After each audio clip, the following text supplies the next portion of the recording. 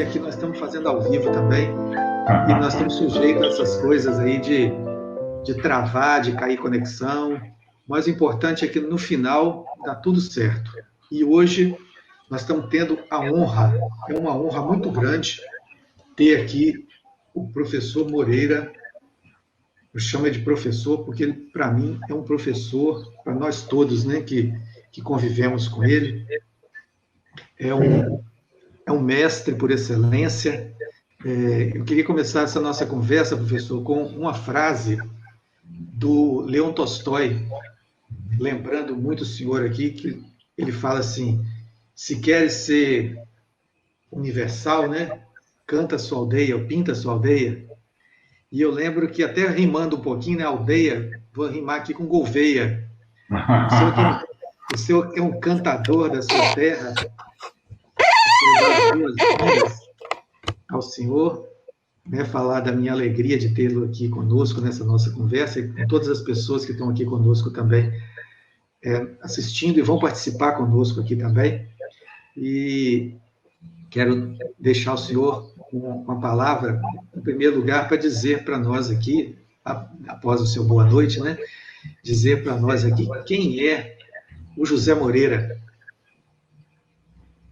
Pois é, você está falando do Tolstói.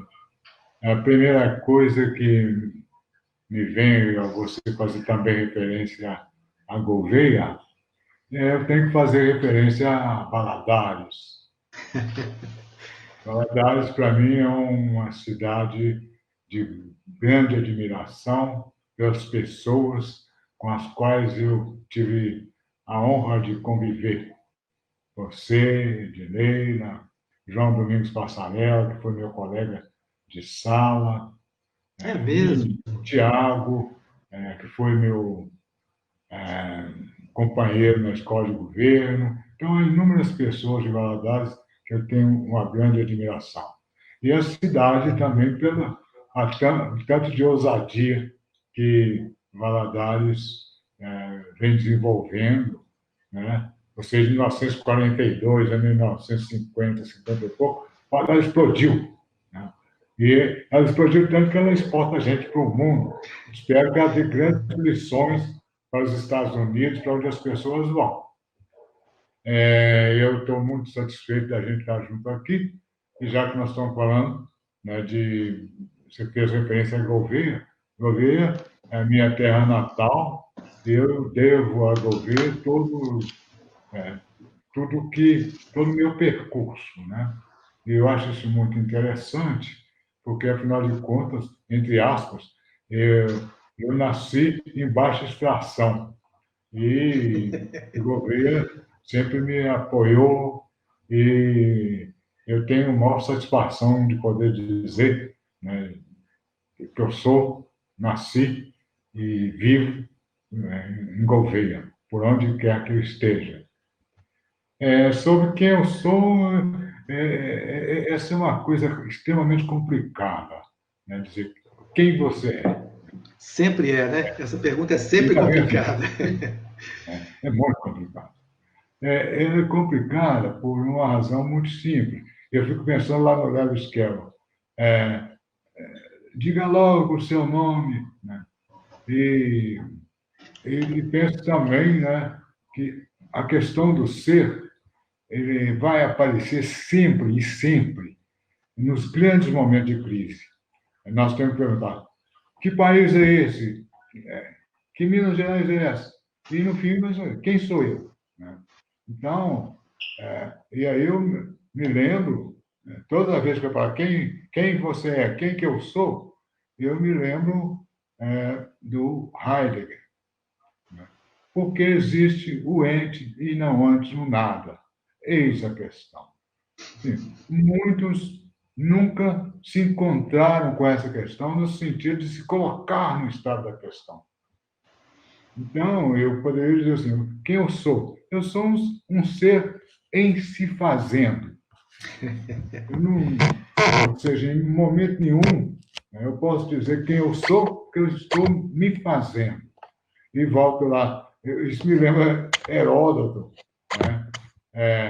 O rei da Lídia pergunta para ele: qual que é o homem mais feliz do mundo? ele vai citando aqueles que já morreram.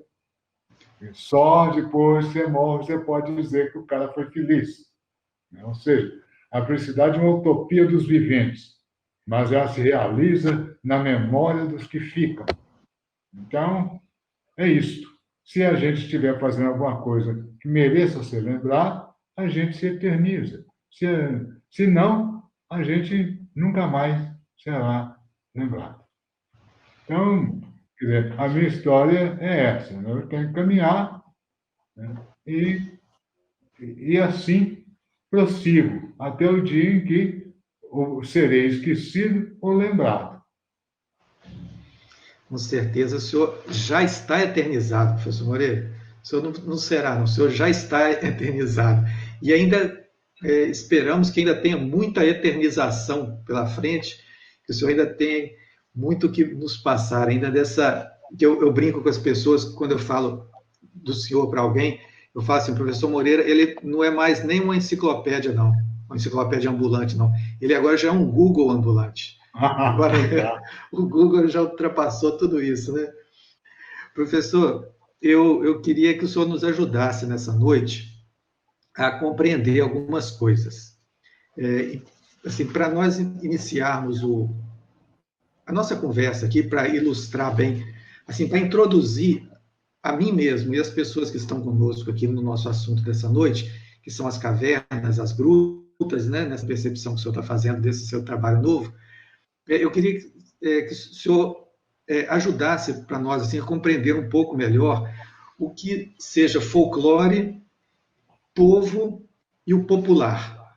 Para a gente poder, com essa introdução, nós conseguimos compreender o trabalho do senhor melhor. É um grande desafio essa questão de o que vem a ser folclore. De fato, Sim. houve um dia, né, disse que foi o dia 22 de agosto de 1846, que um tal de William John Thomas escreveu um artigo na revista Ateneu e dando nome a essa criança. De fato, a criança já era muito velha, era velhíssima, quando ele reivindica o direito autoral para essa criança. Eu insisto no direito autoral, porque isso é muito característico da modernidade, de você patentear coisas. Então, a palavra folclore é um nome dado a um conjunto de saberes antiquíssimos. Né? Poderíamos dizer que surge com a humanidade, ou seja, as relações pessoais, a transmissão do saber de uma pessoa para outra, e ela vai empolgar, né? Vamos dizer assim, há um momento em que ela empolga, que é o momento do surgimento e consolidação dos Estados nacionais. Ou seja, a ideia, o movimento, né, que vai privilegiar uma questão, né? Quem somos nós? Mais uma vez, é o ser. De novo, né? Quem somos nós? Voltamos ao ser. E numa busca, vamos chamar de diversidade. Então, no meio dessa questão, no primeiro Congresso Brasileiro de Folclore, em 1951, cuidou-se de elaborar uma carta do folclore brasileiro, dizendo qual que era a concepção do folclore. Eu volto a insistir nisso, dentro de algumas características da modernidade, que é a divisão do trabalho intelectual e, consequentemente, o que eu chamaria de a burocratização do saber. Uhum. Ou seja, quem é que vai ficar debaixo de tal ou qual guarda-chuva? Eu entendo, ou pelo menos eu proponho uma conversa, quando se fala em folclore, com a seguinte conceituação, ou pelo menos a seguinte orientação. Folclore é o estudo do saber popular fixado em hábitos, sustentados em valores, examinados sob o enfoque de como esses valores se fixam em relações pessoais e de que modo são credenciados, descredenciados ou desconhecidos nas instâncias legitimadoras desses saberes. Nenhuma palavra aqui está sobrando, não. Cada delas Tem um fundamental. significado. Né? E isso quer dizer, né, antes de mais nada, na primeira carta do folclore, chama atenção para as ciências antropológicas e culturais. Isso é muito mais amplo. E nós podemos ver hoje com o esforço de credenciamento e descredenciamento. Então, num dado momento, então, o queijo é credenciado. Então, você tem o queijo como patrimônio material. Pode credenciar a rapadura. Eu gostaria que credenciasse o queijo da Gouveia. O queijo da Gouveia, não apenas o cobu da Gouveia. Porque o cobu da Gouveia, ele vai trazer, junto com isso, ele vai trazer a história de uma tribo africana totalmente dizimada na África, cujos sobreviventes vieram parar em Minas Gerais, seguindo o roteiro da Estrada Real ou da Bahia, em São Francisco. Bom, eu vou deixar isso de lado, porque senão eu vou me alongar. Então, estou dizendo do credenciamento. Veja bem, credenciaram a Folia de Reis, credenciaram a capoeira, né? Então, isso, agora, e os outros saberes não credenciados? Me chama muita atenção exatamente o não credenciamento, muito mais que o credenciamento. Porque o credenciamento, nós que estudamos folclore, nós temos uma grande vantagem. Nós não somos credenciados. Então, isso faz com que os médicos possam estudar folclore, os educadores possam estudar folclore, os filósofos possam estudar folclore, o historiador pode estudar folclore, porque isso não é uma especialidade, isso é condição de viver. E a minha condição de viver vai me fazer interrogar constantemente que povo nós somos. E vamos dizer assim, e essa é uma brincadeira boa, viu? Porque nós somos um povo brasileiro. Bom, quais são os discursos que vão dizer que nós somos brasileiros? Nessa época de pandemia, nós estamos vendo uma coisa muito divertida. Um monte de pessoas que não tem nem sequer como conseguir os recursos dados aí de R$600, 1.200, o que quer que seja, que elas não existem. Ou seja, o que elas são? Ou seja, burocraticamente, elas não existem. Burocraticamente. E então, o Brasil seria a reunião das pessoas burocraticamente credenciadas. Quem não for credenciado não é brasileiro, embora esteja no território brasileiro. Que é isso que é povo, professor Raimundo? É isso que a gente pode entender por povo? Pois é.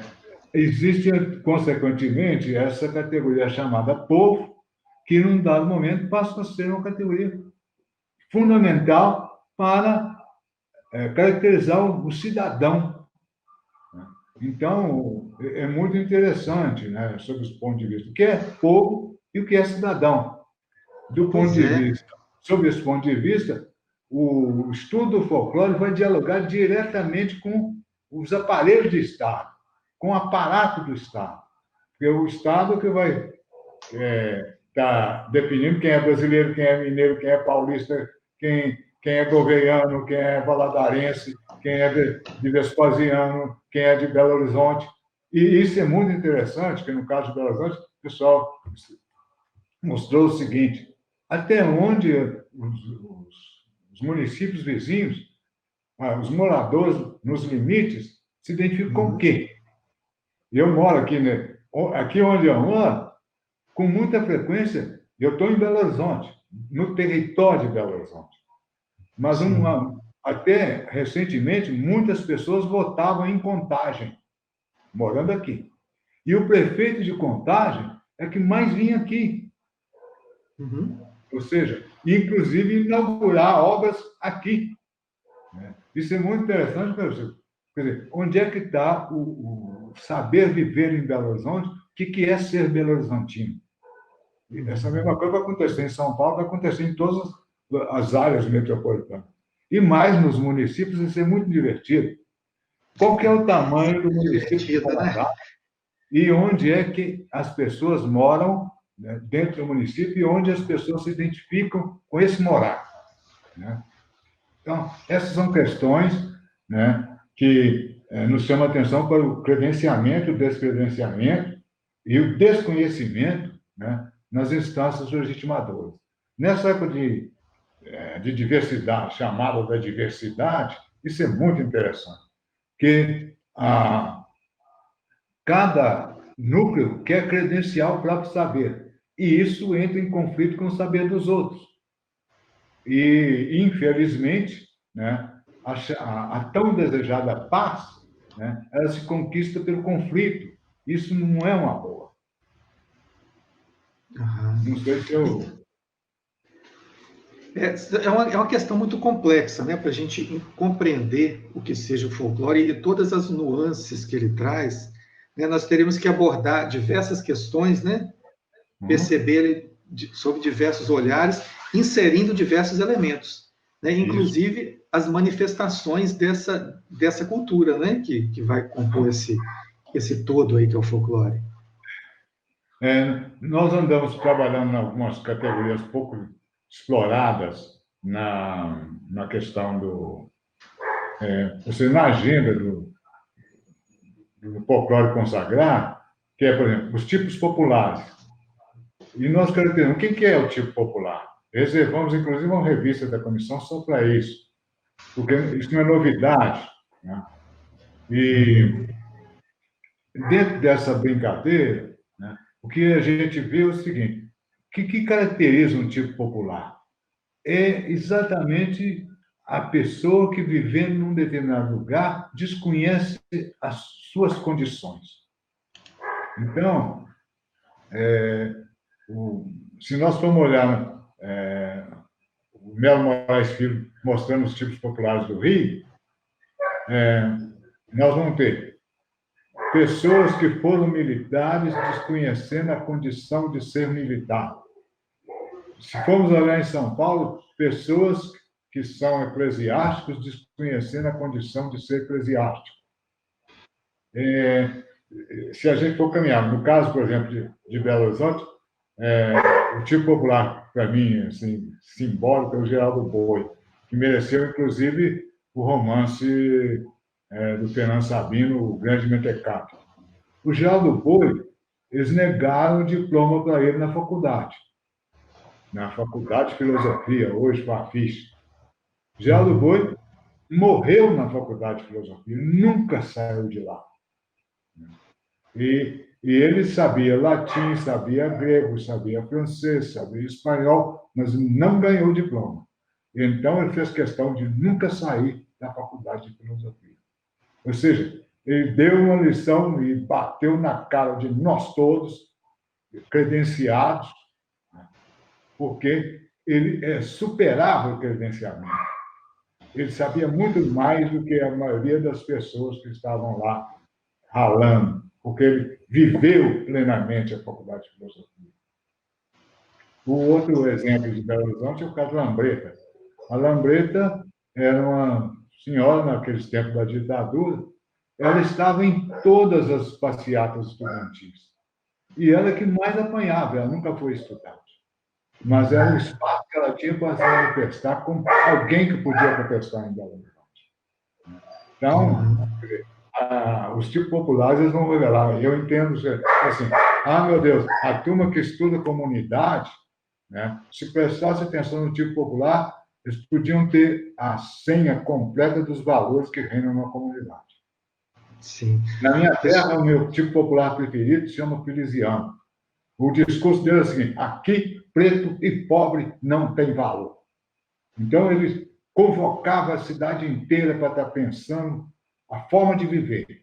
E, quando ele morreu, fizeram para ele um grande túmulo. Em todas as casas hoje tem, nas casas comerciais, tem pôster dele, você entrando na cidade tem uma estátua dele, vai por aí afora. Ou seja, ele é uma eterna lembrança da cidade do que ela tem que superar. Uhum.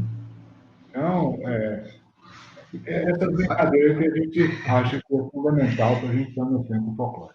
Eu acho muito interessante quando o senhor chama essas coisas de brincadeira, porque eu vejo que o senhor é um apaixonado por essa área, por esses saberes, e se diverte com isso, né? E esses dias, recentemente, agora conversando com o senhor teve me deu a honra de enviar uma parte do seu trabalho, né, dessa sua nova brincadeira que está surgindo, é a brincadeira com o estudo das cavernas e a simbologia dessas cavernas nas nossas vidas, né? Eu queria conversar um pouquinho com o senhor a respeito disso, porque esse tema assim me chamou muita atenção e eu fiquei encantado com aquela degustação que o senhor me mandou. Então eu queria compartilhar isso com esses amigos que estão aí conosco também, que o senhor pode falar um pouquinho.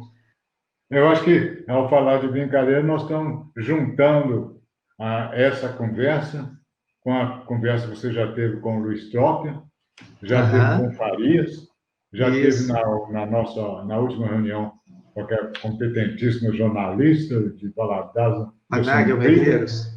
Né? Então, quer dizer, toda vez que eu falo em brincadeira, se a gente não levar a vida como um brinquedo, ela não vale a pena. Com certeza. Ou seja, porque só existe aprendizagem lúdica. Até quando a aprendizagem, a gente vai aprender a ser autoridade. A gente vai ter que brincar de ser autoridade.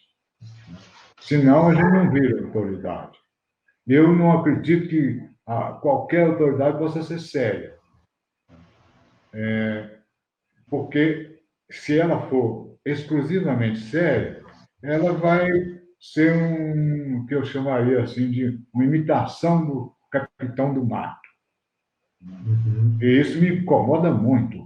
Todo cargo de chefia, para mim, tem uma cara de capitão do mato. Bom, mas a nossa conversa... Tem um cachorro aqui querendo participar. Mas é assim mesmo. É que ele está falando em latido. O senhor não entende porque o senhor entende latido. Verdade, não entende o latido. Você que está aprendendo. E é o cachorro do vizinho. Os nossos, nós cuidamos deles e silenciamos os cachorros. Eles estão muito obedientes. Faz parte. O ao vivo faz parte. Isso também faz parte da cultura popular, ter um cachorro em casa, né? Claro. Essa foi uma das grandes conquistas da humanidade ao longo do tempo, né? Pois é. Tornar domésticos determinados animais. Isso. Né? A domesticação dos animais, haja ciência, né? Haja ciência. E essa é uma questão, a ciência... hoje, o discurso da ciência virou um discurso quase carrancudo, né? Uhum. Mas, quer dizer, a humanidade não chegaria ao ponto que nós chegamos sem ciência. Claro. Ciência e magia são irmãs. Elas não são oposições, não. Elas são irmãs. Né? Para essa brincadeira das grutas, né? Nós estamos... eu estava privilegiando duas grandes leituras, né? O romance da arqueologia, né? Ou seja, pensar que, afinal de contas, as pessoas que estudaram e tal, elas não fizeram isso do nada. Do outro lado, o que me lembra uma obra do Kessler, né? Os Sonâmbulos. Ele dá o seguinte: Sonâmbulos, história das ideias do homem sobre o universo. Então, esse percurso, vamos mexer com as grutas, nós entramos numa área muito desafiadora, que é muito interessante, né? Ou seja, num dado momento, a arqueologia, a espeleologia e coisas mais resolve entrar na gruta e resolve fazer algumas interrogações a respeito das descobertas que estavam acontecendo. Mas nós estamos brincando, nós começamos a brincar com o nosso texto a partir da seguinte pergunta: para como é que as pessoas, né, nós, seres humanos, comuns, né, sem nenhuma instrução credenciada, ou seja, sem diploma de geografia, sem diploma de arqueologia, sem diploma de qualquer coisa desse tipo, de biologia. De espeluncologia. Como é que nós pensamos a gruta? O que gruta significa para nós? Como é que a gente preenche esse significado? Gruta quer dizer o quê? O que significa? Então, eu estou partindo do seguinte. Eu me perguntei para mim mesmo. Como é que eu preenchi o significado de gruta? Meu primeiro significado. Então, o meu primeiro significado foi ajudando a preparar um presépio. Para meu espanto, eu fui olhar outras pessoas, elas começaram assim também. E tem um caso, né, que eu acho ele uma graça. Tá? Aí, o Pipiripau, né, virou o presépio, né, e, por sinal, quase pegou fogo outro dia. Né? O Pipiripau, né, virou, assim, o presépio. Né? Uma referência, né? Virou a referência. Agora, é muito interessante quando ele é credenciado e os outros presépios. Pois é. Então, quer dizer, ou seja, isso quer dizer que as pessoas hoje estão muito descuidadas com o presépio e tem que visitar o Pipiripau para reconhecer um presépio. Pois é, porque se olhar desse jeito, a gente desvaloriza aquele presépio que está dentro da nossa casa, né? Na casa da tia, na casa do vizinho, porque ele é a referência grande, é uma referência até midiática, né? E aí a tendência é desvalorizar o pequeno, né? E também é o seguinte, quando o Pipiripau chama atenção e ele parece ser único, ele vai, inclusive, para o Museu de História Natural, né? Quer dizer que as pessoas já não sabem muito bem o que é presépio. Se a gente for olhar em Belo Horizonte, possivelmente, se eu visitar as casas da minha rua, não vou encontrar presépio. Embora a gente saiba, o Carlos Felipe, por exemplo, batalhou muito por isso, o Antônio Henrique Weitzel, lá em Juiz de Fora, batalhou muito por isso, o Sebastião Breguês, lá em Santa Luzia, batalhou muito por isso. Ou seja, há um monte de pessoas ainda batalhando. Vamos relembrar o Natal com presépio. Mas, e mais interessante, quando nós credenciamos as Folias de Reis, e eu gosto de homenagear sempre o nosso Afonso, do Rio de Janeiro, nós chamamos de Afonso dos Reis, né, que criou a Federação das Folias de Reis. As Folias de Reis, hoje, praticamente, elas estão deslocadas do presépio. E é interessante, por exemplo, as Folias de Reis, elas existem para o presépio, para celebrar o presépio. Pois é. E nós fazemos festivais de Folia de Reis, assim, tá? Essa é a história de credenciamento. Você credencia e esquece o contexto. Né? Mas eu estava querendo lembrar de um caso aqui que me parece. Nesse ler para lá, ler para cá, né? Eu encontrei um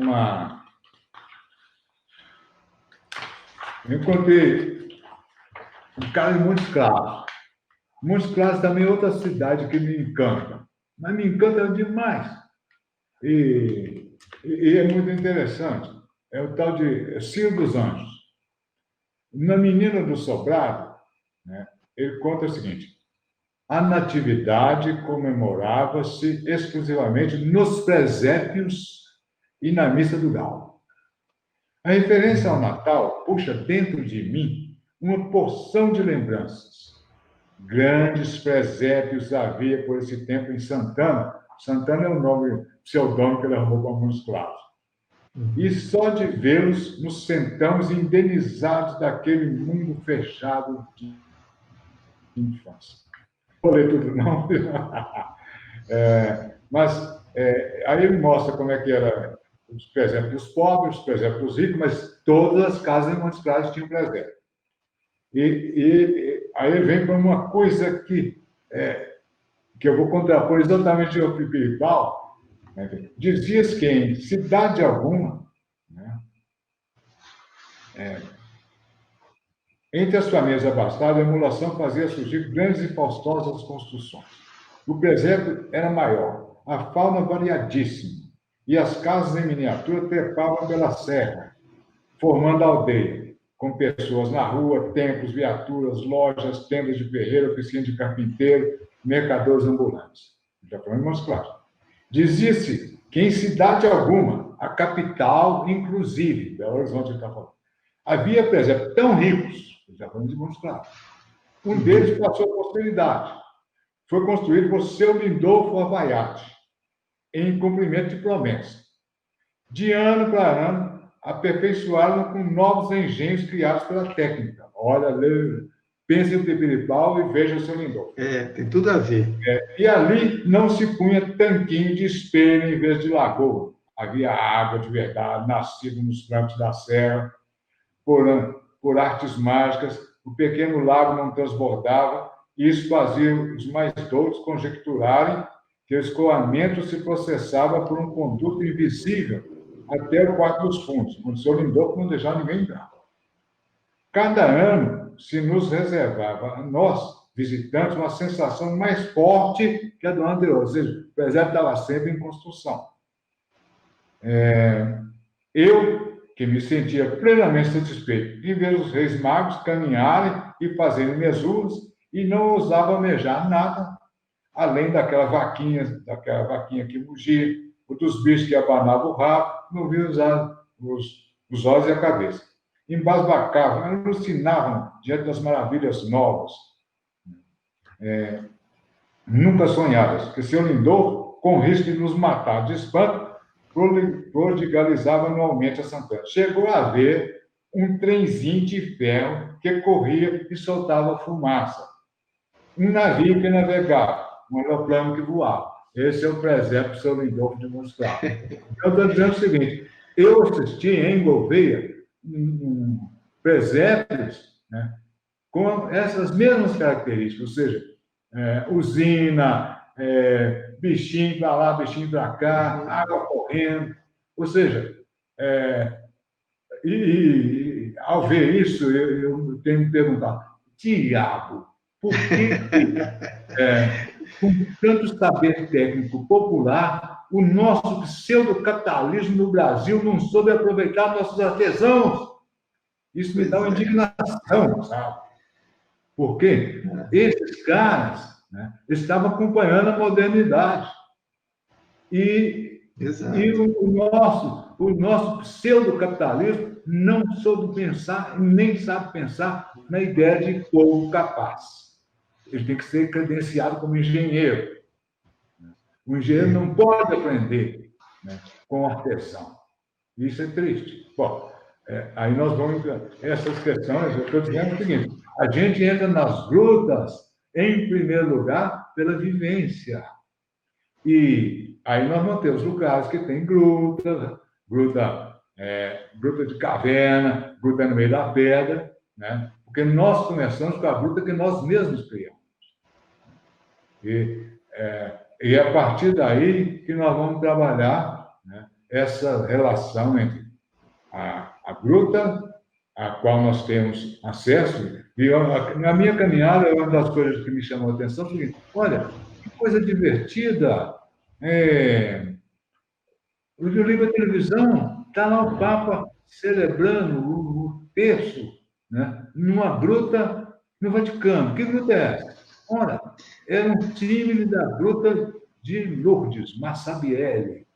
Ora, e aí eu falei, olha, gente, eu já vi muita gruta de Lourdes por aí. Ou seja, juntamente com a gruta do Natal, a gruta do presépio, nós temos a gruta de Lourdes. Se a gente for caminhar mais, aí nós vamos ter, né, as diferentes grutas representadas ou reais. E uma das coisas que nós gostaríamos de estar conversando é com as pessoas, né, como é que se apropriam, das grutas da área cárstica, especialmente, e as 1000 disputas que existem em torno dessas grutas, né, seja, alguns buscam salitre, outros buscam o cal, né? Outros querem levar os seus estalactites para dar de presente, né? Eu achei muito interessante, né? Porque há um determinado momento, quer dizer, nós temos assim, a questão nossa das lutas. Nós temos antes de Peter Lund e depois de Peter Lund. Então, quando Peter Lund chega ao Brasil, roda lá para São Paulo, no fim, ele não está preocupado com o grupo, ele está preocupado com o mundo natural. E ele começa a andar. Quando ele chega, né, por acaso, em Curvelo, né, mais uma cidade para a gente celebrar, Curvelo, né, ele chega em Curvelo, ele muda a rota e chega a Maquiné. Essa é uma das questões que nós vamos conversar, né, e convocar as pessoas para estar conversando. Nessa brincadeira, né? Nós vamos encontrar aí uma encruzilhada extremamente interessante. Ele chega, entre outros, à Gruta de Maquiné. Então, a primeira grande gruta que o Lund vai encontrar. E, é claro, ele chega lá e está acompanhado por pessoas nascidas no Brasil, nascidas em algum lugar chamado Brasil, ou seja, e, consequentemente, com as nossas crenças. E a narrativa do Lund é maravilhosa para a gente estar conversando. E para estar convocando os sábios credenciados e os não credenciados. Só quando ele chega no salão, claro que o Lund chega com um olhar calibrado. O olhar dele é um olhar natureza. E quando ele chega no salão, os acompanhantes dele ficam maravilhados com o salão. O que eles fazem? Ajoelham. Reverência, né? Reverência. Outro dia eu estava vendo num programa desse da Globo sobre Minas, aqui no sábado, um cara falou assim, eu falei, onde a gente está me dando o link para a gente conversar?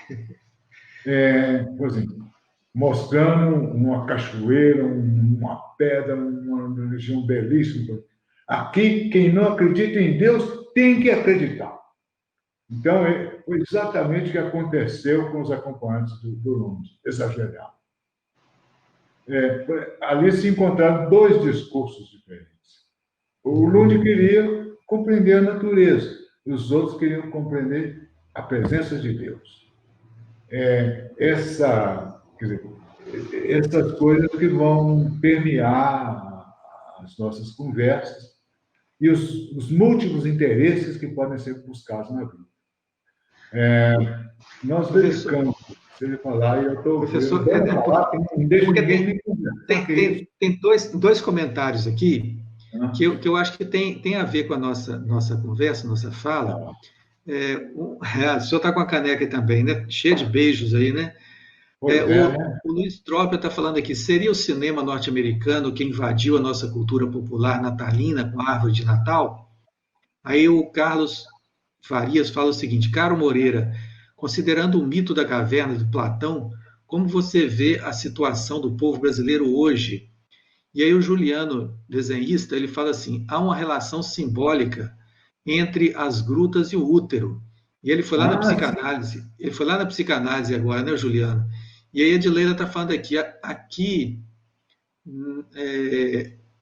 na região oeste, Edileira confundiu aqui. Tá, aqui na região leste nós temos a Gruta dos Sete Salões, sagrada para os Borum Krenak.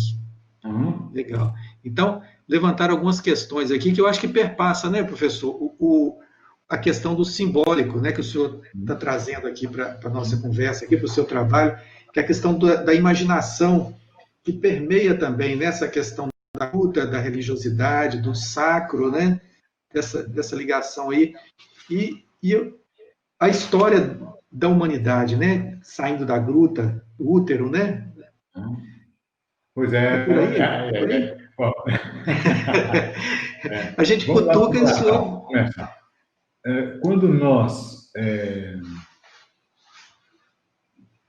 fomos convidados a organizar uma exposição que abriu o Centro de Referência da Cultura Popular, Lagoa do Nado, nós colocamos uma gruta que nós chamamos assim, a Gruta da Luz, pensando exatamente em inverter Platão. Inverter Platão. Ou seja, olha isso. No fundo da gruta, você vai encontrar a Luzia.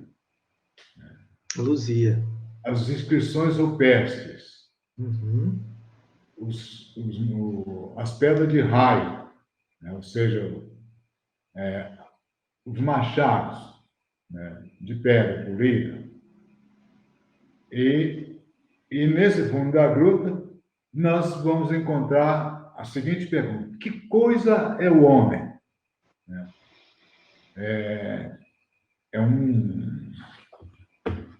Que é uma questão que nós temos que nos colocar constantemente. O Platão coloca na gruta, você só vê as imagens projetadas. Nós colocamos, invertemos. No fundo da gruta, nós encontramos Luzia. Ou seja, nós somos obrigados a nos perguntar, né? Exatamente como você, né, Vinícius? Nós somos obrigados a nos perguntar: que coisa é o homem? E, ao me perguntar, nós temos que trazer junto essa pergunta, né? Que coisa é o homem e como é que nós humanizamos ou desumanizamos figuras de corpo e alma que nos são próximas? O que é humanizar e desumanizar? Nossos cachorros latidos lá fora, e eu imagino que nós humanizamos muito mais os cachorros do que o mendigo que passa na porta. Verdade. É bem provável. E nós estamos vivendo hoje relações extremamente desumanizantes. Ao pensar, né, a gruta de Platão, né, que o Platão ele vai mostrar, afinal de contas, que quem sai da gruta vai ver o sol. Nós estamos dizendo que quem entra na gruta vai ver a Luzia. Luzia. Ou seja, nós vamos ter que nos perguntar sobre a nossa identidade. A outra questão, a questão do útero é muito boa, né? Porque, juntamente com a questão da gruta, ela vai nos remeter para os abismos, ela nos vai remeter também para a depressão, que é um tema muito caro à psicopatologia, né? E a questão do nascimento, ou seja, o Natal e a gruta, ele não é celebrado ou não é de graça, não. Esse arquétipo aí, né? Ou seja, o menino, né, vem à luz numa gruta. E não é um menino qualquer, não. É o menino Jesus, é o Filho de Deus. Né? Essa é uma questão, inclusive, que vai ser muito cara, né? A psicanálise, não apenas a ela, mas a ela também, né? Ou a psicanálise do espírito científico, como diz o Bachelard, né?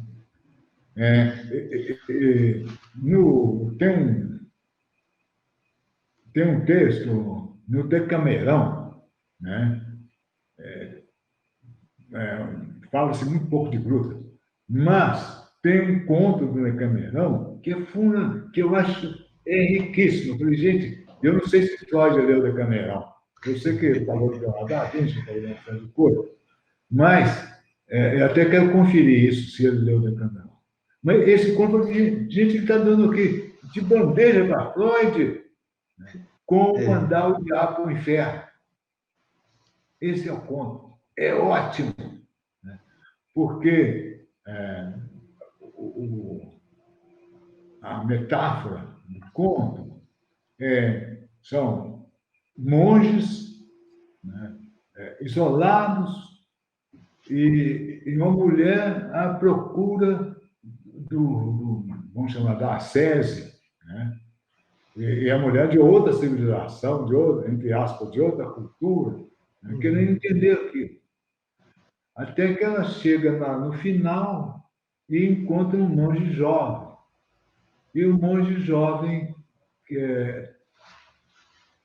manda ela se despir, e ele também. E os dois, né? E ele, despido, ele se torna um homem pleno. Né? E ao se tornar um homem pleno, ele se realiza com a mulher. Né? E ele chama, consequentemente, o falo, né, de o diabo, né, e a mulher de um inferno. Ele, então, coloca o falo dele no inferno da mulher. E eles vivem felizes, né? A felicidade está exatamente aí. Mas, no meio dessa história, então, nós podíamos chegar, entre outras coisas, os caminhos, até a agonia do exílio, né? Caminhar também para a Divina Comédia do Dante. Né? Pois é. Esse percurso do exílio ao Dante, exatamente no momento em que a Renascença está fazendo aquele ensaio inaugural, né? E eu tenho uma obra que eu acho muito importante, né? É de 1200 e alguma coisa, né?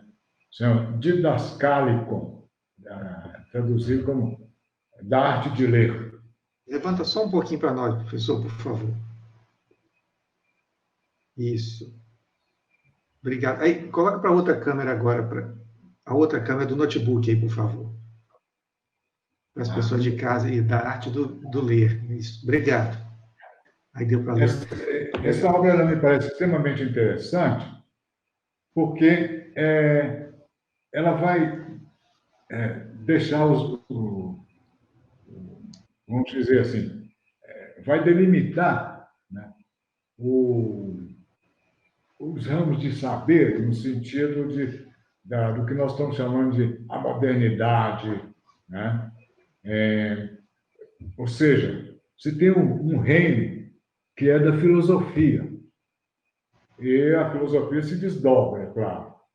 Mas o que é a filosofia? É uma pergunta constante sobre o mundo em que nós vivemos e as razões desse mundo que nós podemos alcançar com a nossa capacidade de compreender. Isso seria a filosofia. Exato. Fora da filosofia, existem outras razões. E essas outras razões, nós não sabemos, por nós mesmos, nós não compreendemos. Então, esse é o momento que se inaugura a modernidade. E é exatamente a Divina Comédia, esse percurso. Né? Ou seja, quem é que o Dante convida para ajudá-lo a passear por esse mundo imaginário? Né? O Vigílio. Né? O Vigílio que vai passear com ele. E, é claro, o primeiro lugar que eles vão é ao inferno. Inferno. Professor, deixa eu interromper o senhor só um minutinho. Porque, para a gente não parar esse tema no meio do caminho, eu vou perguntar ao senhor se nós podemos continuar essa nossa conversa, eu derrubar a conexão, porque já está dando 1 hora que nós estamos conversando aqui, o senhor acredita? Não. O tempo passa, nós podemos derrubar. Não quero encerrar, não. Eu quero derrubar e voltar de novo com essa conversa, com esse assunto que o senhor ia entrar aí agora. É porque eu não queria cortar ele no meio. Vocês concordam, gente, em derrubar e voltar aqui? Dá um ok aí. Se vocês concordam, se vocês prometem voltar também, nós vamos retornar aqui, porque nós não podemos perder essa oportunidade de ter conosco o professor Moreira com essa aula magnífica que ele está nos dando aqui. Pode ser? Podemos derrubar a conexão? a De Araújo, Diógenes, então todo mundo falando que pode derrubar, professor. Então, eu vou derrubar apenas no Instagram. O Daphne está aí conosco, professor? Ok. Tá? Então, eu vou derrubar apenas no Instagram e vou voltar imediatamente, tá bem? Essa conexão do notebook você pode deixar. Ok. Ok? Então tá, estou derrubando. Gente, ó, só um minuto, é VaptVupt, tá? Só um instantinho, professor Moreira. Isso, agora vamos chegar. Já recebi o seu convite aqui, Daphne. Isso, o professor já está de volta aí também. Bacana.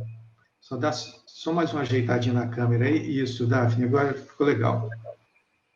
Carlos Faria voltou conosco também. Obrigado, Carlos. Obrigado a todos vocês que estão voltando aqui conosco. É um prazer, viu, ter vocês aqui nessa noite e uma honra compartilhar com o professor Moreira a nossa conversa aqui, com tantos amigos aqui, queridos, que estão chegando conosco. Então, o senhor ia começar a falar para nós da Divina Comédia de Dante Alighieri. O senhor já estava chegando, já ia chegando aqui na primeira porta, né? No primeiro capítulo, a primeira parte da obra. Pois Desculpa se eu quebrei o seu raciocínio. Não, eu não vou me deter lá, não, porque a questão é o seguinte, que eu estava chamando a atenção que a Divina Comédia, né, ela vai trabalhar exatamente nesse primórdio da Renascença, né? Uhum. Vai trabalhar com esse mundo imaginário, né? E vamos dizer assim, é o mundo real da imaginação, eu acho que talvez seja melhor dizer assim, né? O mundo real da imaginação. Legal isso.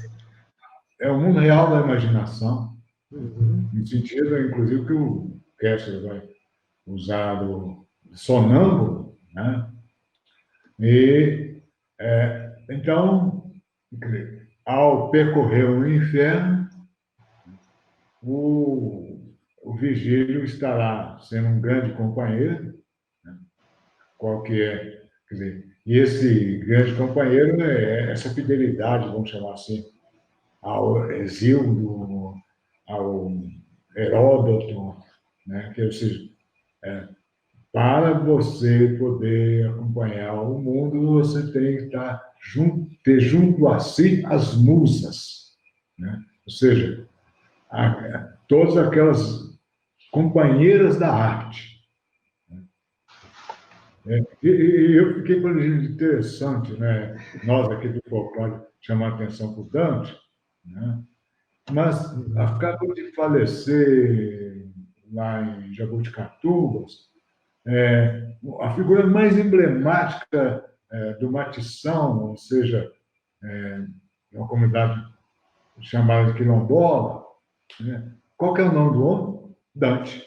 Ou seja, isso quer dizer que não é privilégio, né, do grande saber credenciado dar nome aos filhos, né, de pessoas iluminadas.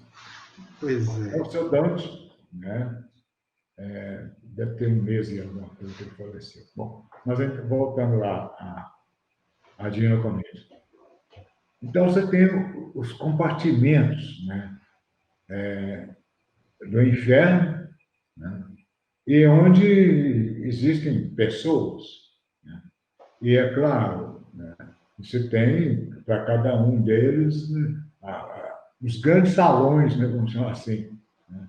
Ou seja, o inferno é a reprodução de grutas de grandes salões, inclusive essa que a Edileia chamou a atenção.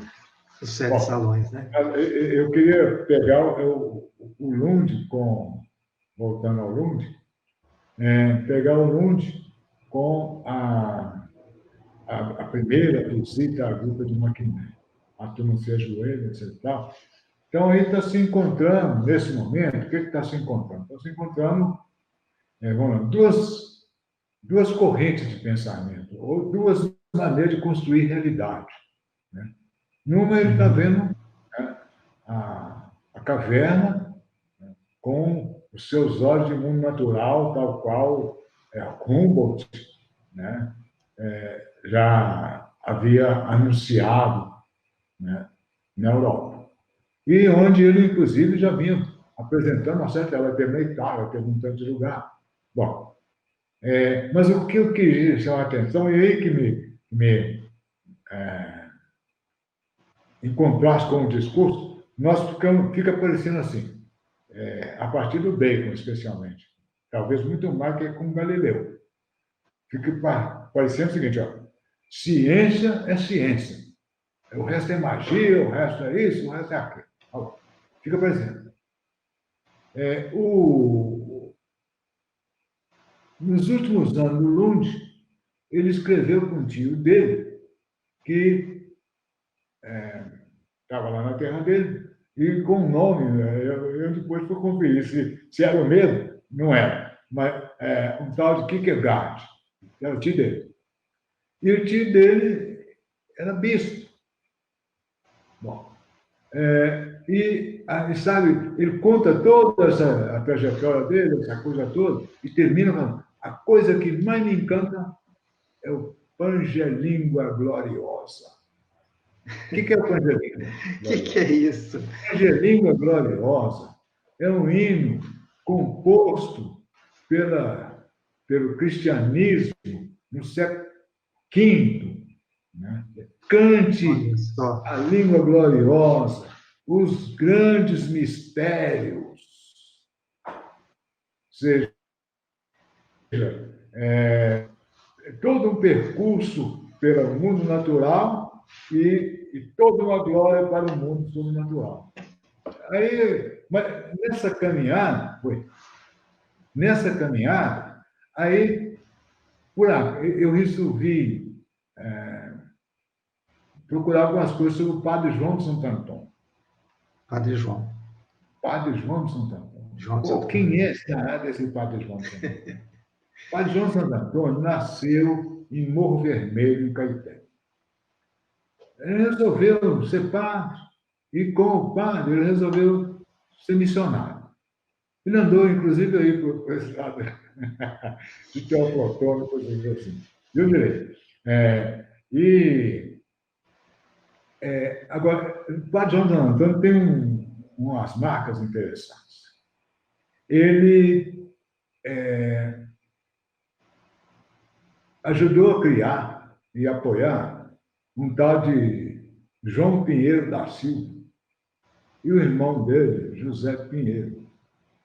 Olha, o João José Pinheiro Antônio formou praticamente o primeiro presidente do Estado de Minas Gerais. E depois, novamente, aí presidente para valer, logo, primeiro no comecinho da República, e depois presidente eleito, né, em 1906. Né? O cara é pioneiríssimo. É o homem do Congresso Industrial, é o homem da... Quer dizer, eu imagino que até hoje nós não tivemos um governador em Minas Gerais que sonhasse tanto quanto o João Pinheiro. Estudou na escola de Minas, não completou, fez direito, essa coisa. Bom, Padre João de Santo Antônio. Pôs ele no seminário, o irmão dele virou padre, ele resolveu sair, e o padre, você está fazendo a coisa certa. Bom, João Pinheiro, né, ao ser governador, naquele tempo chamava presidente, né, de Minas Gerais, uma certa vez tinha uma procissão de São Sebastião, ele era governador, republicano, separação de igreja do Estado.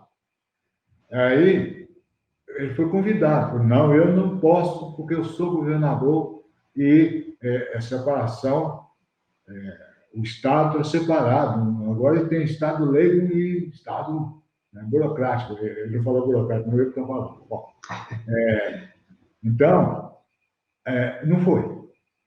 Mas ele contratou uma governanta, né, alemã para educar os filhos dele. E essa governanta era luterana. E, é claro, começou a iniciar os meninos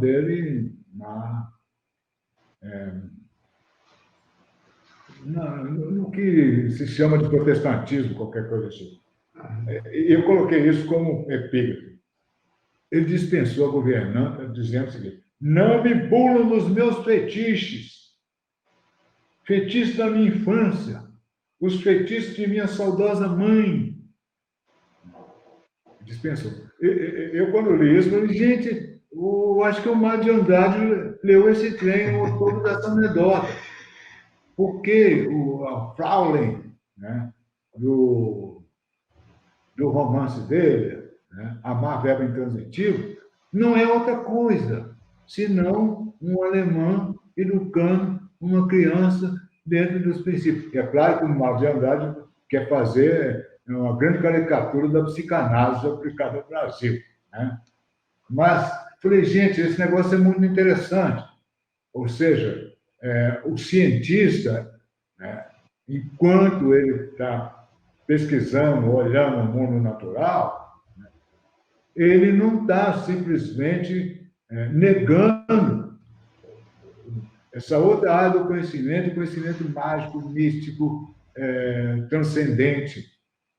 Eles simplesmente não estão utilizando isso dessa forma. Isso me volta, né, à questão do Galileu e o Santo Ofício, segundo a interpretação do Kessler. O Kessler, ele leu, né, e expõe, né, os arquivos do julgamento do Galileu. O teatro e a afirmação mítica da ciência, né, diz que Galileu foi reprimido. Afinal de contas, o discurso, a parte quinta do discurso do método de Descartes, também reforça isso. O Descartes começa assim: eu vou falar de um mundo possível, a mim numa república que seja um mundo real. Mas como eu sei que outras pessoas já falaram e se deram mal, eu vou dizer que ele é apenas possível. Aí fala dele. Gato escaldado, né? Mas o Kessler, ele vai narrar isso de uma maneira muito interessante. Como é que ele vai narrar? Que o cardeal Roberto Bellarmino, que era o geral da Companhia de Jesus, e também presidente da Sagrada Congregação do Santo Ofício, ou seja, a Inquisição, né, era muito amigo do Galileu. E falou para o Galileu: Galileu, são exatamente o didascálico aqui, né? Ou seja, até onde vai a razão humana e o que transcende a razão humana. Ó, Galileu, continua suas pesquisas, fala tudo que você tiver que falar. Ó, não fala, não entra na teologia, não, porque os teólogos vão te chamar. Os teólogos vão te chamar. Esse é um outro campo. O campo da filosofia, ou seja, da filosofia da natureza, é um. O campo da teologia é outro. Então, não vai entrar lá, não, porque você vai ser chamado. E eles vão te chamar e você não sabe teologia, você então não vai dar certo. Não cutuca a onça com vara curta, né, professor? O Bellarmino morreu, aí o Galileu resolveu imprimir o livro dele, De Revolution, e passou pela Inquisição direitinho, mas ele mandou imprimir sem voltar à mesa. Ele, então, foi chamado, né, e aí foi condenado. Isso é o Kessler mostrando na documentação. Foi condenado. Ele foi condenado a passar 6 meses recluso e rezando todos os dias, 3 vezes por dia, os 7 salmos penitenciários. Note bem, os salmos penitenciários são os do inferno. O De Profundis é o primeiro. Das profundezas do abismo. Tá? Bom, é caverna mesmo. Bom, caverna. Então, aí o que aconteceu? Isso é o Kessler mostrando o resultado. Ele, de fato, foi condenado. Agora, ele era muito amigo de um bispo, ele então passou 6 meses, né, no palácio do bispo, né, segundo o Galileu, segundo o Kessler, tomando aquele vinho velho lá da adega do bispo. Daquele sofrimento, né? né? Paizão, sei lá o que era, que tinha lá, sofrendo 6 meses preso no espaço isso. E os 7 salmos penitenciais que eu tinha que rezar por ele. Ele tinha uma tia que era freira, e então foi permitido que a tia rezasse no lugar dele, os 7 salmos penitenciais. Ela rezava isso todo dia mesmo. Isso eu quero, é contando. Isso eu quero, que fala. Você está vendendo o peixe do preço que comprou, né? Então, essa é uma questão muito divertida quando nós entramos na gruta. Porque na gruta que nós vamos encontrar, num dado momento, quer-se conhecer a origem da humanidade a partir da gruta. E os fósseis. A novela é muito divertida também, porque, num dado momento, os arqueólogos eram pessoas, afinal de contas, eram professores ilustres, grandes pesquisadores, né? Isso, no caso da França, é muito divertido, porque os artesãos passaram a fabricar machados. Começaram a fabricar uma série de utensílios e passaram por... E achando ossos também, e envelheciam os ossos. Então, quer dizer, ou seja, houve uma necessidade de... a química que vai resolver isso, quer dizer, é o desenvolvimento da química que vai dizer se um osso é velho ou não é velho. Né? O carbono 14, essa peça toda, né? Então, e eu acho muito divertido que o Voltaire, né? O Voltaire é o cara que vai começar a mexer nessas coisas no século XVIII. Não em gruta, ele não está mexendo com isso, não. Mexer com esse assunto, né? Bom, o direito ao mundo natural, o direito ao mundo natural. De uma vez por todas, esse mundo cheio de fetiche. Né? Os espíritos animais, né? Hã? Os espíritos animais, aqueles que ficam dentro do cérebro, dentro da cabeça. Então, nessa brincadeira... Não, pode continuar, pode continuar. Bom, nós temos coisa para conversar, né? Já coisa para conversar. De fato, vamos entrar no que é que nós vamos... o que nós vamos estar fazendo mesmo é o seguinte, nós vamos publicar uma revista, nós fomos convidados pela Laís Fernandino, a Laís é membro da Comissão Folclore, uma grande dançarina, uma grande espeleóloga, uma grande bióloga, ela é grande de tudo. Bom, mas então, nós fomos convidados e, olha, está na hora, vamos nessa. Né? Aí cada um tem o seu saber. Então, nós já estamos recebendo coisa, tem um menino lá do Amapá que mandou para a gente, tem um Moura que mandou. Então, vão sair as pessoas dizendo, afinal de contas, das suas vivências, e os espeleólogos, biólogos, cavernólogos e coisas mais, vão também dizer do seu percurso. E nós vamos ter, eu acho que uma revista muito divertida, e uma das preocupações nossas, né, com a minha, pessoal, com esse roteiro que nós temos das grutas em Minas Gerais, né? Você tem um roteiro, por exemplo, de turismo, para a turma da Estrada Real. Você tem uma área extremamente interessante, que é essa que vai aqui do Cástico de Lagoa Santa, vai parar lá em Cruzeiro, né? E que vai estar junto com o Jaguara. Bom, o que a gente está defendendo é o seguinte, para a gente chegar a um estudo interessante da gruta para visita, você tem um lado religioso, você vai ter, por exemplo, a Bom Jesus da Lapa, a gruta emblemática do Brasil, mas você tem a Virgem da Lapa, lá perto de Araçuaí, né, que tem toda uma história. Ou seja, Portugal tem uma quantidade de Virgem da Lapa, né, e a nossa Virgem da Lapa é uma realização, né, de uma Virgem da Lapa, ou de Nossa Senhora da Lapa de Portugal, que tem N Virgem da Lapa em Portugal. Mas a nossa preocupação é a seguinte: as pessoas que vão visitar a gruta, a parte dos espeleólogos que vivem disso, né, os caverneiros que vivem disso, as pessoas vão visitar buscando o quê? E até onde é sustentável essa questão do meio ambiente. Então, todas são discussões que a gente vai trazer. Essa questão, porque para se chegar a reconhecer uma gruta, reconhecer, que eu digo assim, no sentido de enxergar mesmo, que ela existe, está ali, mas muita coisa que existe a gente não enxerga, né? Para se enxergar, precisa haver um sentido naquela coisa, né? Isso. E aí talvez seja isso, esse despertamento que o senhor está trazendo, né, com esse estudo, com essa pesquisa que o senhor está fazendo, que pelo que a gente está percebendo aqui, é uma coisa muito profunda e tem muitas variáveis, né, muitas possibilidades de observação. Então, para que se haja esse reconhecimento, precisa trazer à luz, dar à luz, né, e nós vamos de novo na luz, né, dar à luz a esse conhecimento que o senhor está trazendo aí, né, divulgar isso aí, né?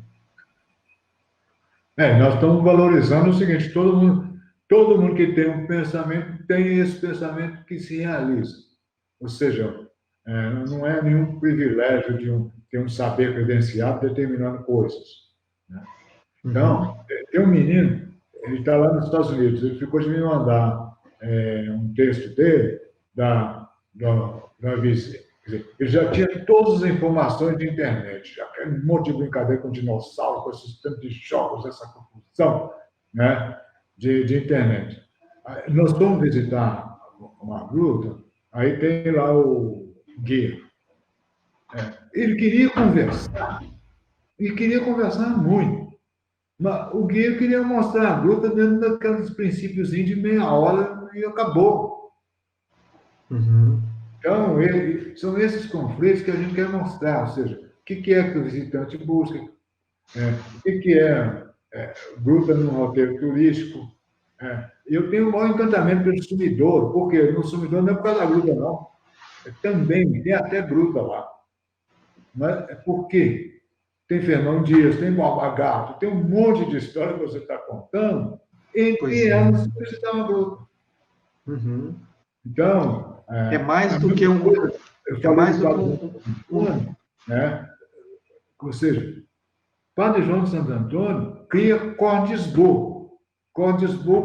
De Cordesburgo nasce João Guimarães Rosa.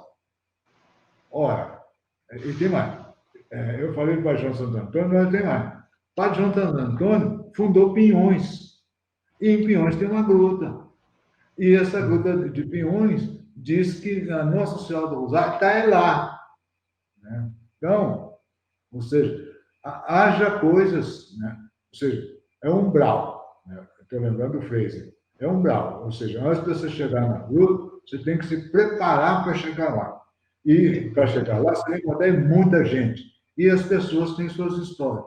Nem sempre ligadas à gruta, mas ligadas ao lugar onde a gruta está. Pois é, professor. O senhor está me remetendo a uma das partes desse raciocínio do senhor, que são muitas e todas elas muito interessantes, é justamente essa questão do que nós estamos passando hoje aqui. A Edileira traz até uma pergunta aqui, que ela é muito pertinente com o que eu queria dizer também. Eu acho que ela traduziu bem aqui. A partir dessa fala, podemos pensar que nesse momento em que estamos isolados em casa, ou nas grutas, ou nas cavernas, podemos recomeçar a humanidade? Uau, olha a pergunta que ela faz. O senhor conseguiu pegar a pergunta? Esse momento que nós estamos aqui agora, isolados, né, em quarentena, nós estamos aí dentro de uma gruta, dentro de uma caverna, né? A nossa casa virou a nossa caverna, né?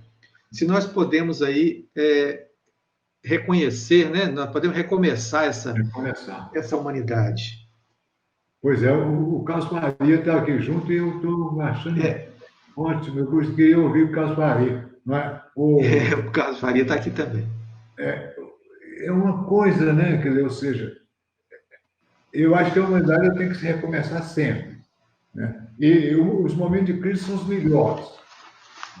O melhor momento é o da crise. Por isso que Exu manda nos caminhos, né? Ou seja, nas encruzilhadas. Então, esse é um momento que eu fico imaginando o seguinte: se nós não tivéssemos a parafernália que nós temos hoje, como é que a gente viveria isso? Como é que fazia, né? A gente não estaria nem aqui conversando, né? Porque lá o Decameron, né? Vamos antes, né? Eu estava colocando as 10 pragas, né? As 10 pragas do Egito. Né? Você tem os magos de um lado, são 2 magos, né? São 2 magos. Você tem os magos hebreus e os magos egípcios. Uhum. E eles estão disputando poder. Né? Quer dizer, o poder de interferir na realidade. E note bem, é sempre no mundo natural. Eles não estão... O poder do mago é interferir no mundo natural. No mundo natural. A poluição dos rios. Olha bem o que é. Vai denunciar no Êxodo. Poluição dos rios. Uhum. A nuvem de gafanhoto. A nuvem de rãs. Uhum. Os mosquitos. Eu imagino que já é a dengue. Bom, as moscas. Né? Os bois. O gado, né? Então, aquele conjunto, as 10 pragas do Egito, né? As chagas, né? As feridas. As feridas também, né? As feridas das pessoas. A varíola. Varíola. Né?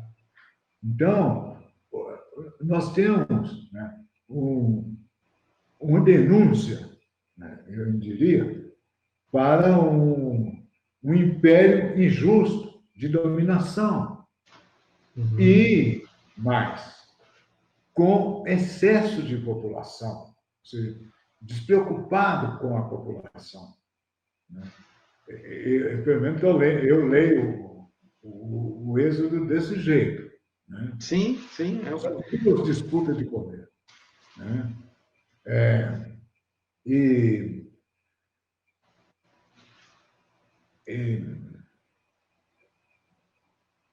Agora, o nosso caso agora, né, dessa chegada agora. Nós chegamos agora, no momento para a gente de encruzilhada. Não tem coisa melhor, né, para o sistema capitalista do que uma praga dessa. Se não cruzassem outros valores. Né? Ou seja, você elimina os velhos, né, e fica só com o setor produtivo. Uhum. Então, esse é o momento de estar pensando, né, da gente estar pensando, recomeçando essa história. E mais, essa pandemia, ela já estava no cenário do Estado-mercado, note bem, já estava no cenário do Estado-mercado, pelo menos numa obra que eu li, publicada em 1998. Como é que o Estado-mercado vai lidar com a pandemia, mas não tem vacina. Formulado exatamente desse jeito. Isso quer dizer, eu estava refletindo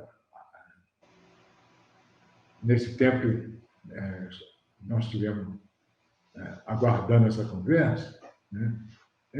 Ou seja, nós estamos aguardando do aparato burocrático soluções que estão denunciando, e aí, que eu acho que tem sentido, o que eu entendo a questão da lei, ou seja, nós perdemos a noção, né, de nós nos comandar, nós não somos mais livres, no sentido de ser autônomos, entender as condições que nos regem. Aí, para isso, aí nós ficamos o tempo todo berrando por ações do Estado, e eu fico olhando o seguinte, e as pressões do setor produtivo, nossa senhora. E eu fico olhando o seguinte, as pressões, inclusive, de diferentes correntes religiosas, tem que abrir porque... Né? Então, ou seja, está faltando aquela consciência de que todos nós somos humanos. Aí fica assim, eu sou humano, o outro não. Esse é o momento da humanidade se reinventar. Né? Reinventar no sentido seguinte, ó, eu acho que o folclore é essa grande lição, ou seja, o folclore ele acaba mostrando o seguinte, né? Que quando eu vou pensar no nível nacional, a minha nação está muito além do território. Isso quer dizer, eu acho isso interessante, eu estava relendo Heródoto, e o Heródoto tem uma... Ele dá um exemplo de uma pesquisa feita pelo faraó Psamédio,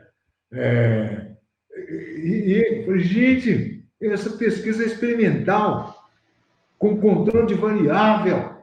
Né? E o exemplo que... Mas quando ele chega ao Egito, ele vai resolver um problema que nós queremos dividir o mundo em núcleos étnicos. Não, aqueles deuses lá, os egípcios foram que nos deram os nossos deuses. Os deuses da Grécia, eles só têm um nome diferente, mas a origem é egípcia.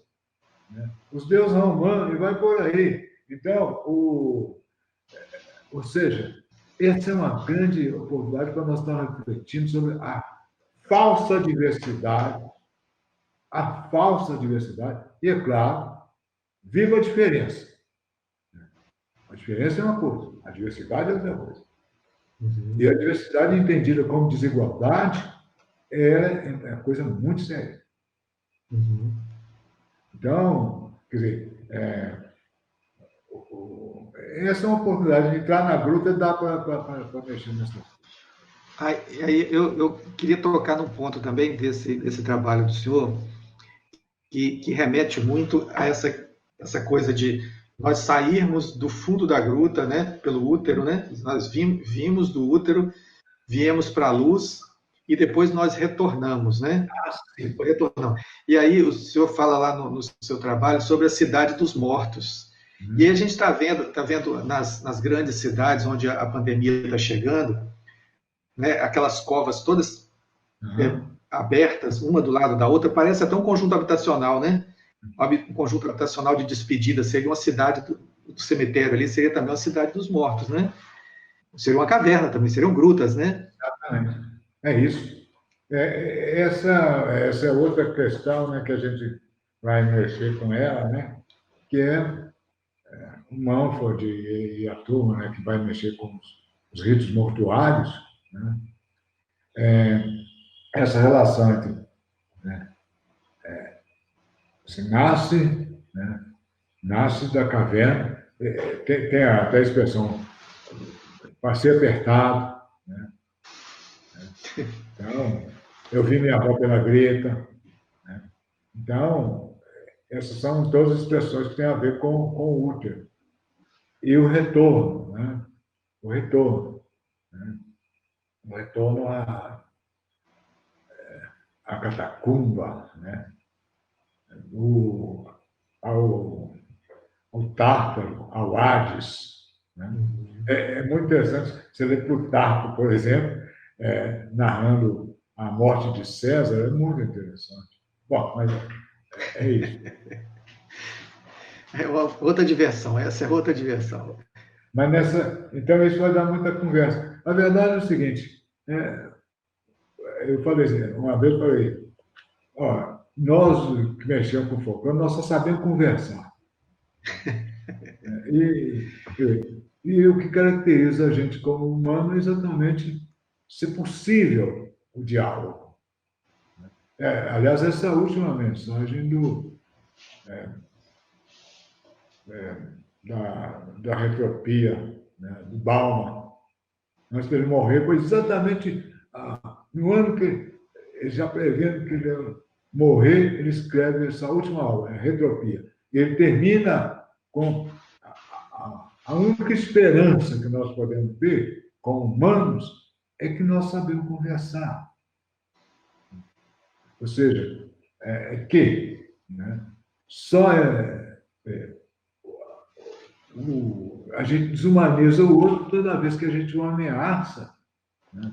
Seja pela violência, porque aí é pura brutalidade, é a falta de linguagem que faz a gente ser violento, fisicamente violento, e suprir, né, a violência física pela ameaça da violência física.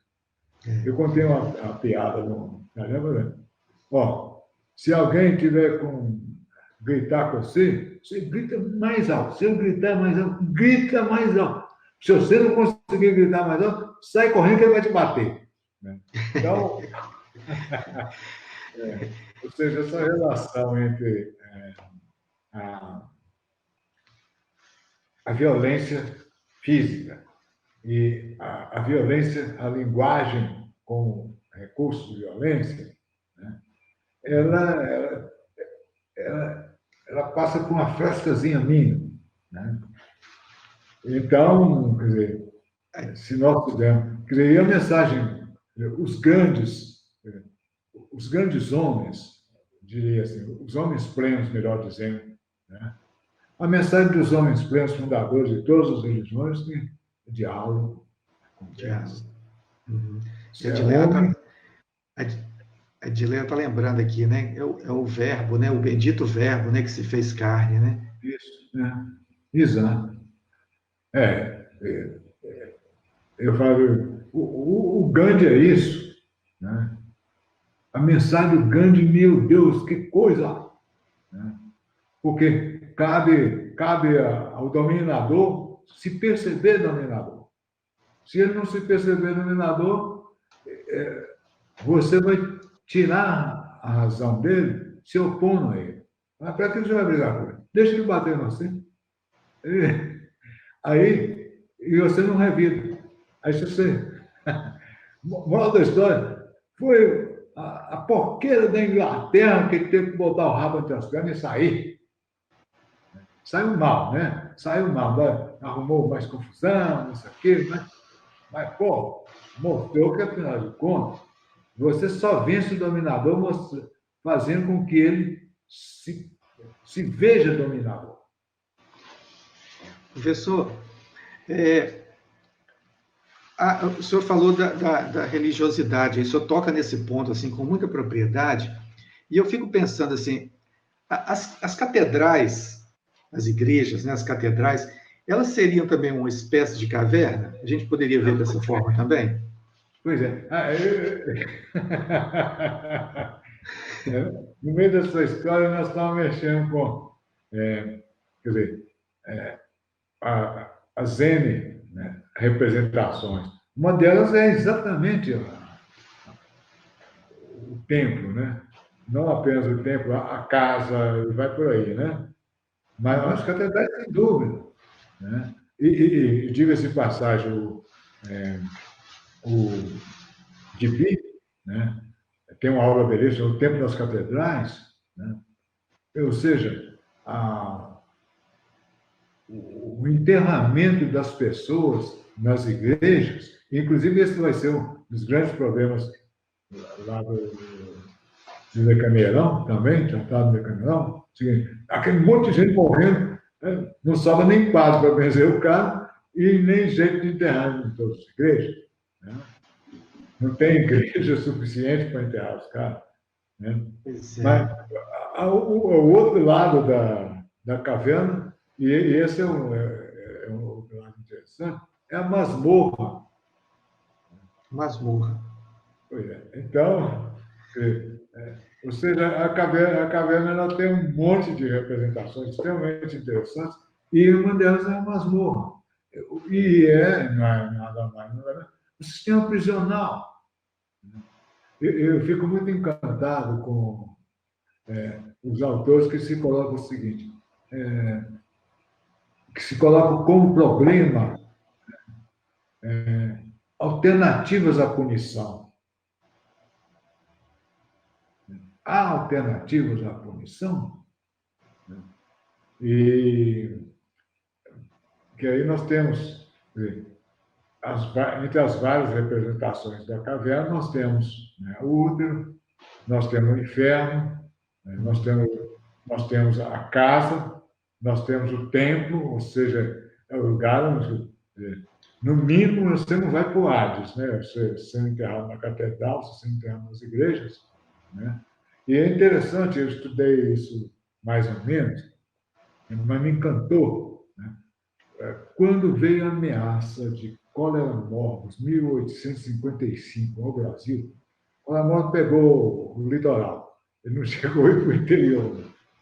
Mas uma das grandes preocupações seria o aumento da mortalidade e onde é que eles iam enterrar os mortos, né? Dado que as igrejas não iam caber. E aí é que a medicina entrou, né? Acelerando a criação de cemitérios externos. A França já vinha encarando isso há muito tempo, o Brasil vinha pensando isso a partir do Rio de Janeiro, a partir de 1798, mas o que aconteceu é o seguinte, a peste de cólera morbus, 1855, despertou as cidades em geral para criar os cemitérios fora da igreja. Uhum. Ou seja, isso deu pau, deu muito pau. Em Salvador, nossa, né? E Diamantina, que é divertido, Diamantina, eles só conseguiram criar, igualzinho do Orico Paraguaçu, eles só conseguiram enterrar os mortos definitivamente em 1914, quando chegou o Pé de Ferro. Então, ou seja, há uma variedade, e esse ritual da morte, né? Ou seja, enterrado na igreja, você está feito, porque só não eram enterrados no religioso os pagãos, né? Os pagãos, as criancinhas que nasceram sem ser e os suicidas. Ah, sim. Os enforcados, não. Os enforcados tinham certeza que eles iam para o céu. Por quê? Isso é muito interessante. O cara condenado à forca, né, ele passava o dia anterior, Tiradentes foi um dos que teve esse privilégio, ele passava o dia anterior num lugar chamado Sacrário. Sacrário. O que era o Sacrário? Ele era assistido por um padre, né, o tempo todo.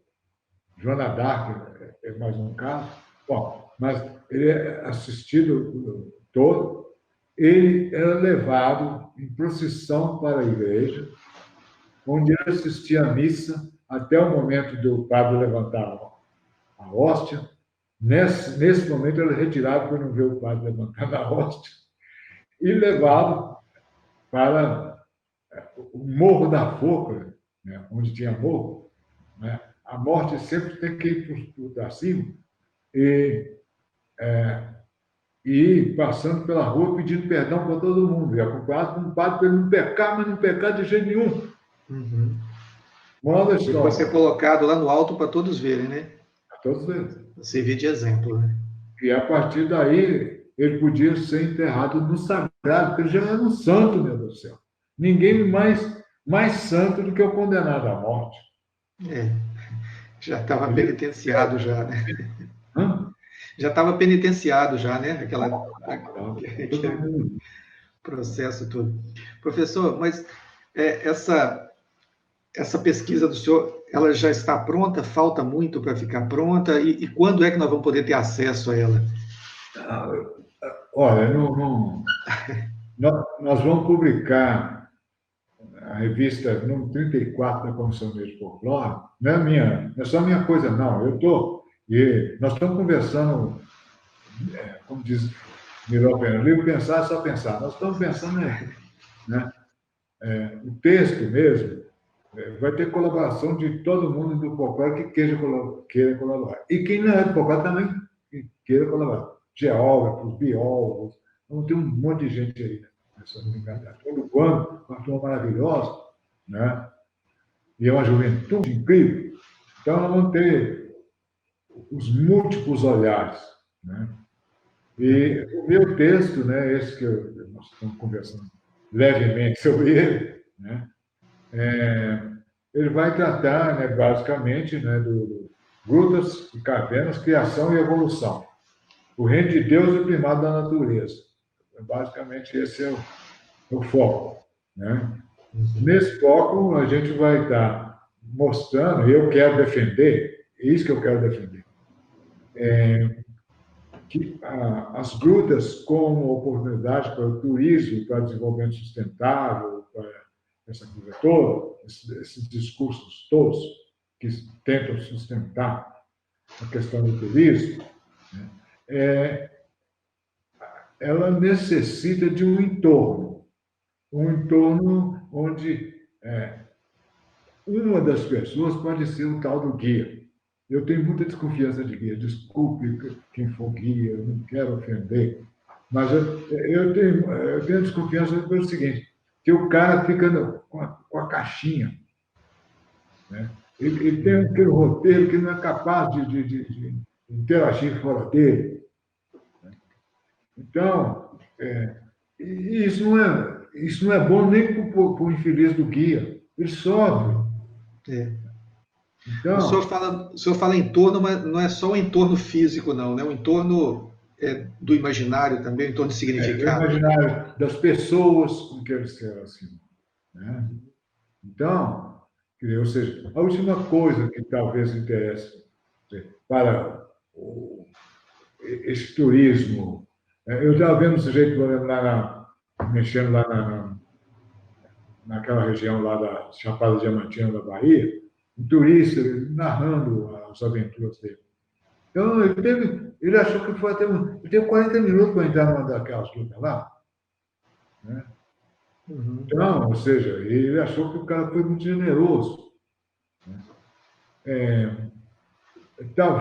Talvez a maneira de calibrar o olhar seja mais importante do que o que está vendo. Né? E, então, são questões desse tipo, a gente gostaria. Eu já exemplifiquei um sumidor. Eu acho o sumidor uma beleza.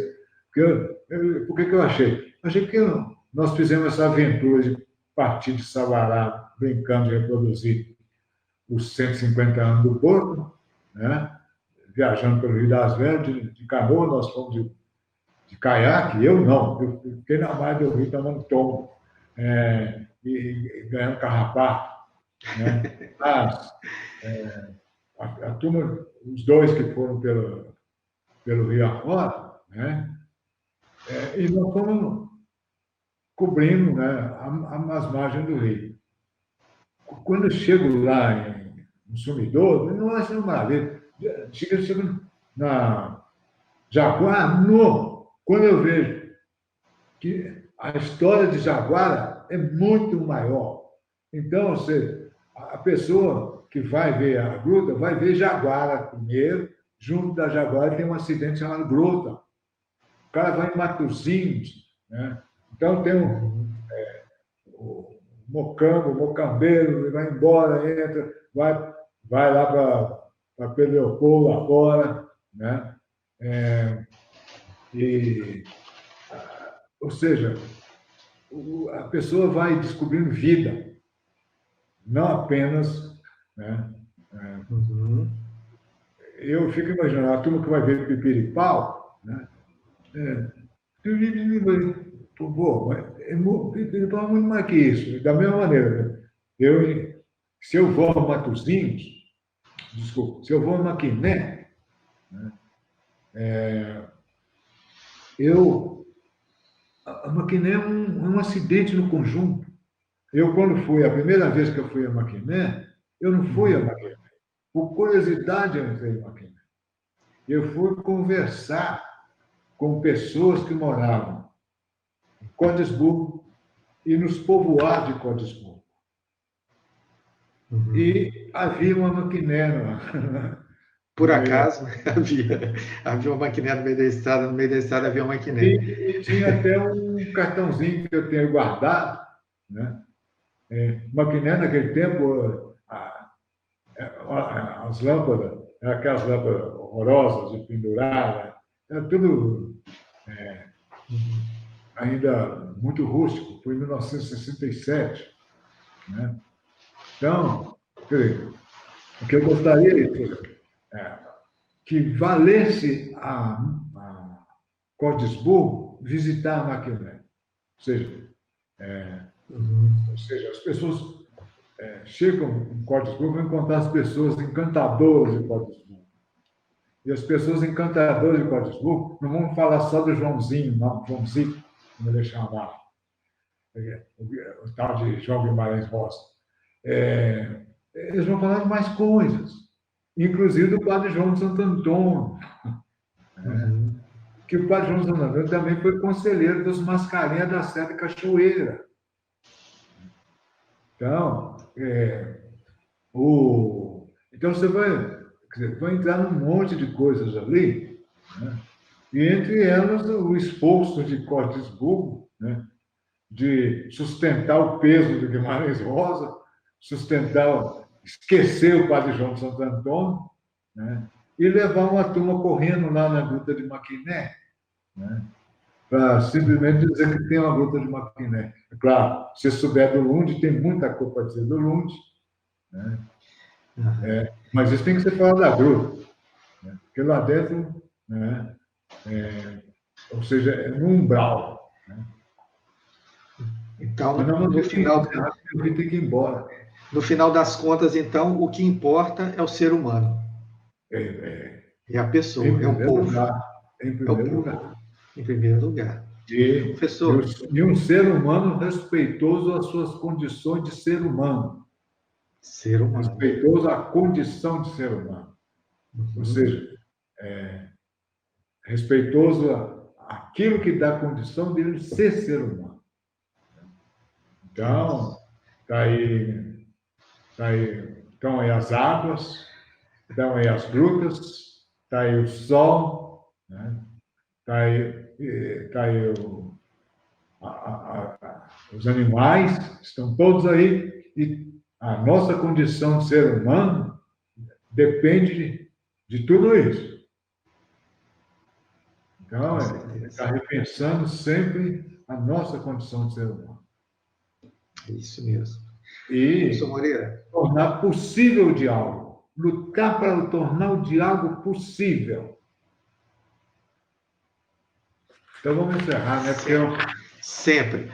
Professor, eu quero só aqui agradecer também aqui na outra câmera aqui, nós tivemos aqui o José Paulo Bruna, prezado Moreira, meu grande guru das artes cênicas, Daniela Lobo, Walter Andrade, Sheila Krenak, desejando o ereré para nós aqui, Walter Andrade, o sinal caiu no Instagram, mas voltou depois, comentários aqui, e aqui no Instagram também, quero agradecer a todos que estiveram conosco aqui, com os comentários, com as perguntas também, com esse carinho, né, de estar aqui conosco, enriquecendo esse nosso momento aqui, e principalmente agradecer ao senhor também, professor, pela disponibilidade de estar conosco aqui, não só hoje, mas nessa semana toda que nós viemos em contato, né, que o senhor nos passou as coordenadas dessa sua fala, como sempre, brilhante, sempre trazendo essa chuva de conhecimento para nós aqui,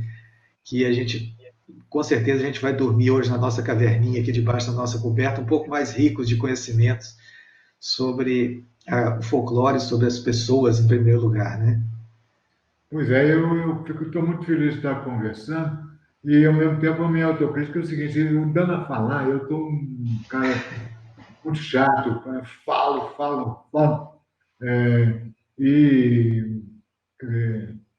talvez essa não seja a melhor maneira da gente estar conversando. Mas eu quero agradecer quem me tolerou, né? E estou feliz. Você falou do Bruno aí, o Bruno está lá no Paraná. Foi meu colega em São Paulo. Aliás, esqueci de falar da nossa querida gruta lá do Ibaté, em São Paulo. Eu assisti a construção dela, pedra por pedra. A gruta de Lourdes do Ibaté, São Paulo. Coisa boa. Um abraço para todo mundo, então, né? A Edileira está desejando boa noite para todos aí, excelente fala. E eu quero deixar aqui um convite para vocês, para participarem conosco na próxima segunda, com o jornalista Fábio Monteiro, ele é aqui de Governador Valadares. Nós vamos falar de um assunto que traz um pouco desse espaço-tempo também que nós tratamos aqui, mas de uma outra forma, agora sob a ótica do cinema. O Fábio é um grande fã, um grande acompanhante, né? Ele é seguidor daquela série cinematográfica aí que foi De Volta para o Futuro. Então nós vamos conversar sobre essa série, sobre os bastidores, sobre algumas curiosidades. Ele vai trazer para nós na semana que vem, na segunda-feira, às 21h30. E todos os dias nós estamos aqui de manhã também, às 8h30, conversando sobre as notícias do dia. Professor Moreira, muito obrigado por essa honra de estar conosco aqui, de ter trazido... Eu quero agradecer que a Zeneide também está aqui, a Zeneide é lá do Rio Grande do Norte. Zeneide também. Somos de folclore, só gente fina. Ela e o Severino. Obrigado pela companhia, a editora Atafona também, com o nosso amigo Mário. Né, todos bem-vindos, Carlos Machacalice e todos os outros. Né? A gente não tem condição de falar o nome de todos aqui, mas nossa gratidão e o convite para estar sempre conosco, mandar esse aviãozinho aí que fica registrado, né, aí no IGTV, no Instagram, e aqui fica no Facebook também, na nossa página aqui, Vinícius Cabral, e depois eu posso compartilhar também na Comissão Mineira do Folclore, se for de interesse e vontade de vocês. Agradecer também ao Daphne, né, o filho do professor Moreira, que sem ele, né, sem a ajuda dele aí, essa nossa conversa aqui ao vivo não teria acontecido, porque ele deu uma força incrível para nós aí na questão técnica do lado de Belo Horizonte aí. Então, muito obrigado, viu, Daphne? Foi um prazer estar com você também nesses dias aqui e que a nossa amizade se perpetue, continue dentro desse conhecimento aí do folclore, da cultura popular. Professor Moreira, e nós aguardamos o senhor aqui assim que puder, viu?